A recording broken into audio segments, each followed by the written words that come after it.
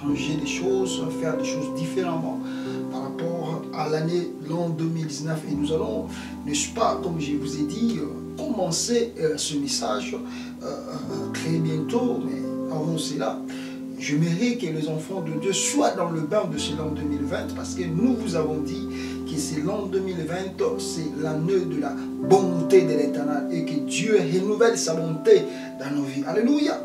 Bien-aimés dans le Seigneur, nous avons aussi de révélations à faire aujourd'hui, mais j'aime d'abord commencer à lire la parole de Dieu avant que je puisse aller en profondeur, n'est-ce pas, de ce que Dieu m'a fait voir. Alléluia. J'aimerais lire la Bible dans le livre d'Ésaïe chapitre 51, plutôt Ésaïe chapitre 52 et le verset 1 et le verset 13. Ésaïe chapitre 52, le verset 13, la Bible dit ceci. Voici mon serviteur, il prospérera, il montera, il s'élèvera, il sera très haut placé. Nous prions d'abord le Seigneur. Éternel Dieu, nous te disons un grand merci pour ce moment favorable que tu nous as accordé, que nous puissions lire ta parole et interpréter, n'est-ce pas, les ainsi dit Yahvé, lorsque la parole de la connaissance et que l'esprit de la sagesse soit au milieu de nous, dispose aussi ton peuple à l'écouter, à les comprendre et à les mettre en pratique, afin que leur vie chrétienne soit fortifiée et qu'ils prospèrent davantage dans le nom puissant de Jésus-Christ. Amen. Oui, bien-aimés dans le Seigneur, je vous ai dit que ce Dieu n'a jamais fini de faire des choses. Et ce Dieu a toujours des plans qu'il réserve pour nous, étant que ses enfants, étant que ses fils. Dans la Bible, si vous lisez, vous allez voir que des hommes de Dieu ou des enfants de Dieu ont passé des moments de turbulence et des moments de difficulté. Mais à chaque fois, quand ils revenaient à l'Éternel, n'est-ce pas, ce peuple de Dieu ou ces hommes de Dieu retrouvaient soit la délivrance, soit la liberté, soit l'élévation. Alors, dans le verset que nous venons de lire, c'est l'Éternel lui-même, c'est Dieu lui-même, n'est-ce pas, qui a vu la souffrance de son serviteur. Quand je dis la souffrance de son serviteur, je parle directement à toi étant que aussi serviteur de Dieu ou servante de l'Éternel. Je parle à toi étant qu'un enfant de Dieu, toi qui passes de temps, n'est-ce pas, difficile dans ta vie, toi qui passes des moments de chagrin dans ta vie, toi qui passes des moments où tu n'arrives même pas à savoir réellement est-ce que ce qui m'arrive reflète la volonté de Dieu? Est-ce que ce qui m'arrive vraiment, c'est Dieu qui le permet? Mais Dieu dit quelque chose de très important ici, bien-aimé dans le Seigneur. Il dit que voici mon serviteur. Voici mon serviteur. Toi, serviteur de Dieu. Toi, servant de l'Éternel. Toi, enfant de Dieu, bien-aimé dans le Seigneur. Il dit ceci, il prospérera. C'est-à-dire, Dieu le conjugue. Dans le verset ici, il conjugue dans le futur. Mon serviteur, toi qui es le serviteur de l'Éternel, Dieu est venu te dire ce matin que tu vas prospérer. Et ici, je dis bien que si tu lis ce verset, l'interprétation ou, n'est-ce pas, la promesse que Dieu fait à son serviteur ici, il ne parle pas de ce temps présent, mais il projette l'avenir. Il projette ce qui va arriver demain. Il projette ce qui va se passer demain. Alléluia. Il dit que mon serviteur prospérera. C'est-à-dire, l'homme de Dieu ou l'enfant de Dieu qui a la foi et qui a la confiance, quel que soit les temps, bien-aimé dans le Seigneur, que tu vis actuellement, sache-le très bien que Dieu va te donner un message d'espoir pour savoir que dans les jours à venir, tu vas prospérer. Et vous savez, quand la Bible dit prospérer, si vous prenez un peu même ce qu'on appelle le dictionnaire, et vous regardez ces mots, prospérer, vous allez voir quand on dit prospérer, ce n'est pas simplement prospérer, avoir, je ne sais pas, de grands biens, mais ça dit quand la Bible parle de la prospérité, que tu prospères même dans ton état de santé, que tu prospères même dans ton état physique, que tu prospères même, n'est-ce pas, dans ton état, même dans ton foyer, que tu prospères même dans tes entreprises et que tu prospères aussi, n'est-ce pas, dans ton ministère, que tu prospères, n'est-ce pas, dans chaque secteur de ta vie et dans chaque chose que tu fais, bien aimé dans le Seigneur, que tu puisses prospérer. Ça dit que cela change, que cela aille de l'avant, que cela reflète réellement la gloire de Dieu dans ta vie. Dis avec moi, Amen. La Bible dit, il montera. C'est-à-dire, la première des choses, Dieu dit, tu vas prospérer. Et la deuxième des choses, Dieu dit qu'il montera. C'est-à-dire, quand on dit monter, c'est-à-dire être élevé. Élevé, c'est-à-dire, dans le jour qui arrive, bien aimé de le Seigneur, ne sois pas étonné parce que tu vivras l'élévation de Dieu. Alléluia. Et n'est-ce pas la Bible dit que l'élévation vient ni de l'Orient, ni de l'Occident, mais l'élévation vient que de l'Éternel.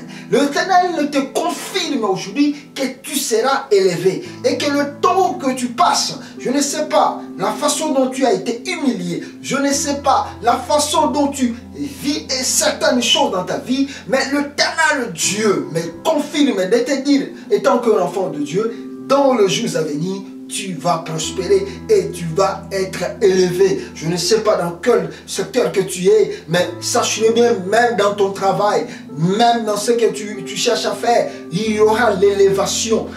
Quand je parle de l'élévation, bien aimé dans le Seigneur, je ne parle pas de l'élévation de ce monde, mais je parle de l'élévation qui vient directement de ce Dieu. Amen.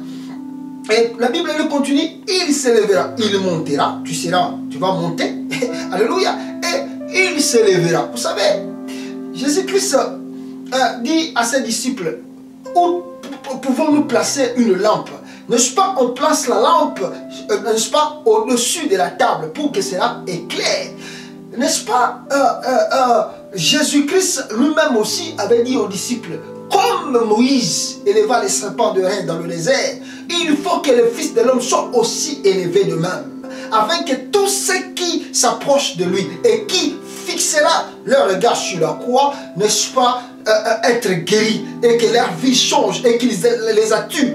Vous savez, nous appelons ce Jésus un Dieu aimant. Alléluia. Il est le Dieu aimant. C'est-à-dire que quand Dieu est élevé, il attire, oh alléluia, il a la force, comment on appelle ça, le terme qu'on utilise en français, c'est-à-dire la force d'attraction, c'est-à-dire il attire son peuple vers lui.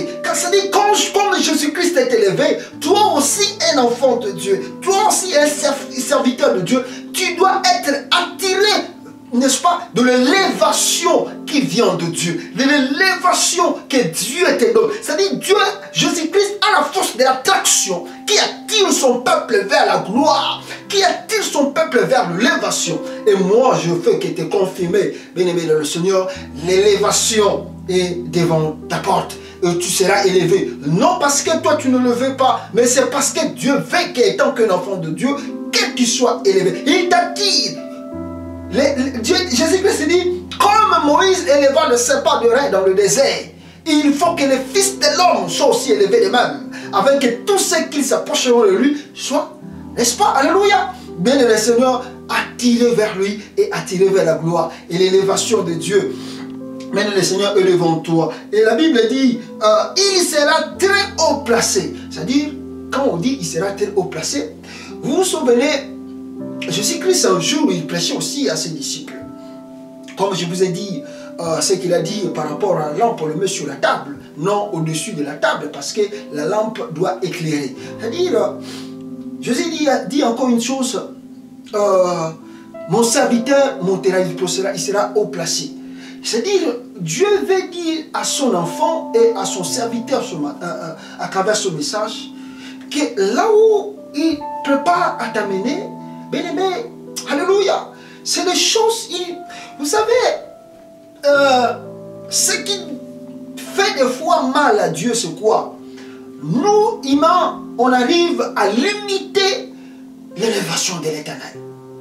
On arrive à limiter ce que Dieu peut faire dans la vie de son enfant ou de son serviteur. On arrive à limiter la puissance de ce Dieu.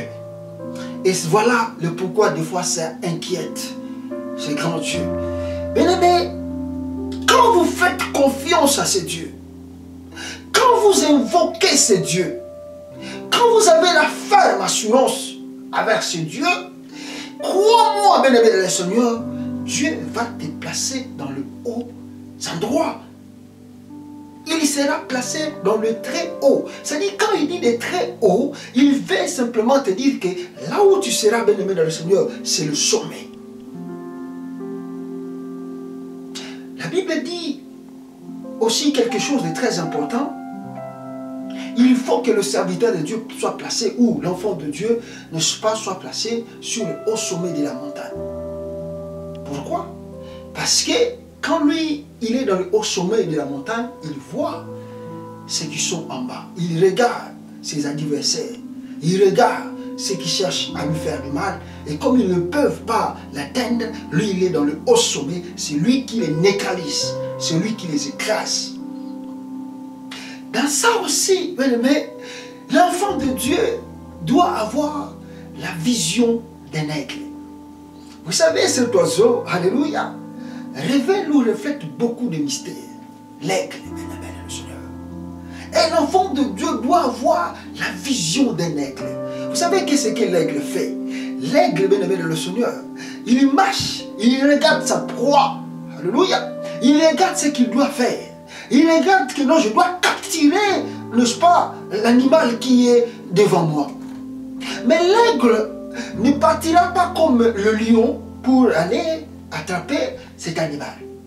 Qu'est-ce qu'il va faire? Il va monter. Alléluia! Il va monter. Il va monter et maintenant il va fixer ses regards. Maintenant, c'est préparé pour aller capturer l'animal en question. La vision d'un aigle, bien aimé, c'est la vision de voir loin. Là où tu es, bien aimé, il faut toujours te dire dans ta vie, ce n'est pas encore fini. Ce que les enfants de Dieu et beaucoup des serviteurs de Dieu oublient, c'est-à-dire, ils se contentent de peu qu'il a. Il faut se réjouir de ce que tu as aujourd'hui, mais il ne faut jamais limiter Dieu de continuer plutôt à faire de grandes choses dans ta vie. Il ne faut jamais limiter Dieu, bien-aimé, dans le Seigneur. La vision de l'aigle, bien-aimé, c'est d'effacer ce que le monde voit. Voilà le pourquoi il monte, il monte, il monte. Et Dieu te dit que tu vas monter et tu seras élevé. Et quand tu seras élevé, et tu vas regarder maintenant ceux qui cherchent à te faire du mal, et bien aimé, tu auras maintenant le temps de les écraser. Quand je le dis de l'écraser, c'est-à-dire de les neutraliser. Quand je dis de les neutraliser, ce n'est pas de chercher à avoir des problèmes avec des gens. Mais c'est-à-dire de leur faire voir que si tu es un sorcier, si vous êtes un groupe de démons, vous ne pouvez pas m'atteindre. Au contraire, si vous cherchez du mal à me faire, vous aurez des problèmes sérieux. Voilà ce que Dieu veut nous dire, bien-aimé.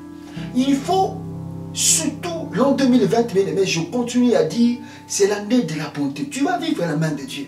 Mais laisse-moi te dire, sois quelqu'un qui a la foi dans ce que tu fais et dans ce que tu cherches. La prière que tu as faite le 31 décembre en allant le 1er janvier 2020, crois-moi, tu verras cela arriver dans ta vie. Et tu vivras la gloire de l'Éternel. Que Que mon Dieu te bénisse, bien-aimé dans le Seigneur, à travers cette exhortation. Ce que je vais révéler aujourd'hui, ce sont des choses qui se passent au Congo. Dieu m'a fait voir. C'est un peu compliqué, pas compliqué, bien aimé, d'interpréter les choses de Dieu. Et Dieu m'a fait voir, dans ce pays, il y a des choses qui se passent parmi les artistes, qu'ils soient comédiens, qu'ils soient chanteurs, musiciens, je ne sais pas. Il y a des sacrifices que ces gens-là font qui commencent à déranger Dieu. C'est-à-dire dans ces pays, les gens ont tourné Dieu le dos. Les gens commencent plus à regarder le ténèbre. Les gens commencent plus à croire au fétiche qui est à Dieu. Je ne sais pas si c'est la souffrance qui augmente dans ce pays, qui pousse ces gens-là d'aller consulter ce qu'ils consultent. Mais le bain de sang et les sacrifices qui se fait dans ce pays commencent à interpeller plutôt Dieu. Et ça va amener beaucoup de blocages dans beaucoup des activités de ces soi-disant, de ces artistes congolais. Je parle des artistes qui peuvent être musiciens ou chrétiens ou je ne sais pas qui, mondains, tout ça, ou comédiens, je ne sais pas. Mais ce que Dieu me fait voir, il y a trop de sacrifices. Trop de sacrifices. Les gens partent plus loin, même à sacrifier leurs parents à cause du succès. C'est-à-dire, si vous regardez ce qui se passe dans ces pays, ces jours-ci, vous allez voir que ce que Dieu m'a fait voir, réellement, Dieu a raison. C'est-à-dire, Dieu me fait voir que non, ces gens-là sont devenus prêts à tuer et à faire sacrifier son père, sa mère, seulement pour avoir le bonheur. Sachez-le bien, le sang que vous versez, non simplement vous cherchez à avoir la gloire, vous pouvez avoir cette gloire, mais ce sont des gloires éphémères qui n'ira nulle part ailleurs, qui ne changera rien et rien au contraire dans votre vie. J'interpelle ces artistes congolais pour leur dire, Dieu n'est pas content parce que ce sang que vous versez, vous avez attiré une atmosphère dans ce pays où les gens doivent croire au sacrifice des êtres humains, des sangs humains pour prospérer. Même, voilà, Dieu me fait voir encore, même dans la politique. Trop de bains de sang. Trop de bains de sang. Si vous n'arrêtez pas à continuer ou à faire vos sacrifices et de sacrifier même des innocents, parce que vous ne sacrifiez pas simplement le membre de vos familles, mais vous sacrifiez même des innocents.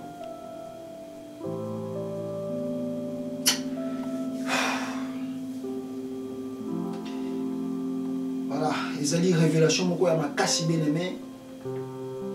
J'ai vu le noir dans notre pays.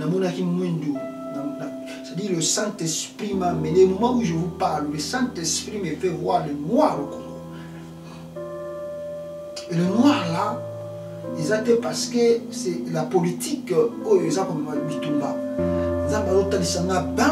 Bain de sang.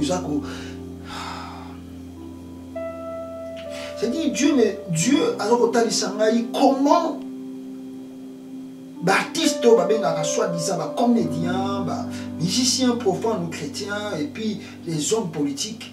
C'est-à-dire, sacrifice au Congo. Dieu dit, est-ce que ces gens ici, ils combat Nzambe? Oh, vous croyez que c'est bien en sacrifiant vos pères, vos mères et les membres de vos familles et en sacrifiant des innocents. Gloire et vous allez faire mère et vous allez être mouqué. Après le temps, vous passerez les moments de turbulence et de souffrance.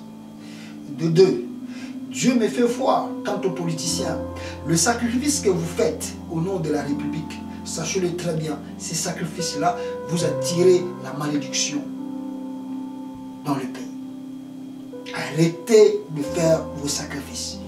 Confiez-vous à Dieu.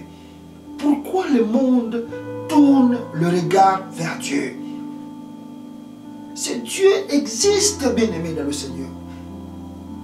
Ce Dieu existe, bien-aimé dans le Seigneur. Arrêtez de sacrifier les innocents. Vous n'attirerez pas le bonheur ou la prospérité que vous cherchez. Au contraire, sur le malheur, et vous allez boucher ma porte. Et ce que je dis ici, ceux qui vont douter de cela, pour continuer dans l'ure, le sacrifice, il y a l'être humain. Je ne peux pas. Ce que Dieu va faire dans votre vie, avant que vous descendez sur la terre, ou que vous puissiez, ou que vous mourrez, mais ça va être le pur. Tu vas regretter toute ta vie. Vous regrettez cesser de sacrifier des innocents. Regardez vers l'éternel. C'est Dieu qui élève, c'est Dieu qui bénit. Donc voilà, on a battu biso bien-aimé, biso to bakatoya kakoloba on a balaki biso et on a lobi awa. Na lobi yango te parce que na lobi yango, mais ça li molimo na nzambe de ta lobi yango. Ba comédien, ba musicien, botika o bozosala. C'est-à-dire bo comme un niveau, même ko boma papa na yo, même ko boma maman na yo, ils en ont sous un problème te. Bo comme un niveau, ya ko joie même bato ba famille ya bato. Et niveau de commune à chaque quelque chose au niveau ça là, il faut bain de sang fouettanga. Et puis bon matisse niveau et sacrifice. Donc à tel point nous avons dit que bateau va tourner nga ba pesina mu Congo. Les politiciens en même trop de sacrifices. Stoppez cela. Dieu n'est pas content. Je vais continuer là. Et les bé, oh Zoluka, tu vas la voir. Mais après, malheur et qu'on battre sur vie, vous regrettez. Ça, c'est la voix de l'Éternel qui vous parle. Que mon Dieu vous bénisse abondamment. Amen.